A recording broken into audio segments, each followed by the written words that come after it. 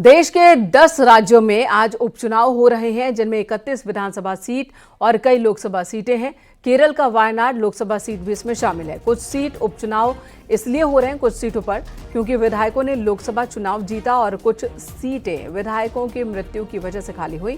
प्रियंका गांधी वायनाड से चुनाव लड़ रही हैं, जिससे ये चुनाव कांग्रेस और बीजेपी दोनों के लिए बहुत ही अहम हो गया है। वायनाड में वोटिंग के बीच प्रियंका गांधी इलाके में पहुंची और लोगों से लोकतंत्र के महापर्व में हिस्सा लेने की अपील की।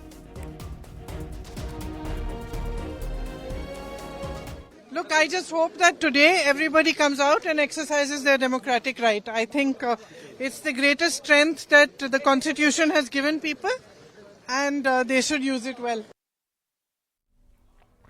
अनूप गुप्ता हमारे सहयोगी हमारे साथ जुड़ चुके हैं। अनूप जी, प्रियंका गांधी 2004 से ही या कह सकते हैं कि उससे पहले से ही वो राजनीति में दिखती तो रही, लेकिन कभी अपनी मां और कभी अपने भाई के लिए चुनाव प्रचार करने के तक ही उन्होंने खुद को सीमित रखा।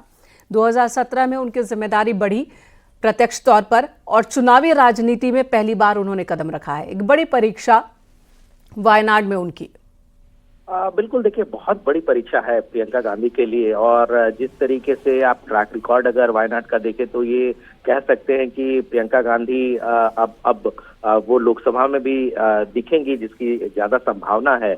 लेकिन उनकी राजनीतिक सक्रियता बहुत पहले से रही है। वो अपनी मां सोनिया गांधी के जो हमेशा चुनाव लड़ती थी तो वहां पर वो लगातार वो काम करती थी। इसके अलावा जब राहुल गांधी अमेठी से चुनाव लड़ते थे तो वहां पर वो उनके बिहाफ पर काम करती थी। तो उनका अनुभव बहुत रहा है चुनाव को लेकर के। इसके अलावा कांग्रेस में भी उनकी सक्रियता जो है वो लगातार रही है। लेकिन पहली मर्तबा वो लोकसभा सांसद के तौर पर भाग्य आजमा रही है और ये कह सकते हैं कि अपने आप में इस परिवार के लिए बहुत ही महत्वपूर्ण है, क्योंकि एक तरफ जहां सोनिया गांधी आपको राज्यसभा में दिखेंगी, चूंकि राहुल गांधी लोकसभा सांसद के तौर पर चुने गए हैं, तो जाहिर सी बात है कि एक परिवार के तीनों लोग आपको अब संसद भवन में दिख सकते हैं अगर प्रियंका गांधी भी चुनाव जीत कर आती हैं तो।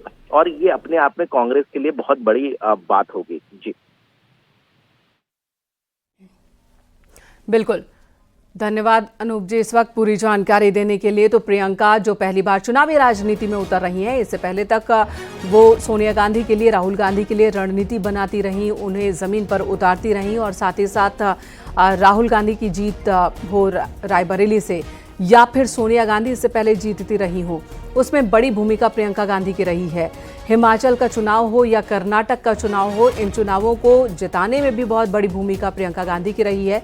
लेकिन अब वो खुद अग्नि परीक्षा दे रही हैं, खुद लोकसभा सीट के लिए, लोकसभा सांसद पद के लिए चुनाव मैदान में है और उनकी किस्मत आज ईवीएम में कैद होने वाली है।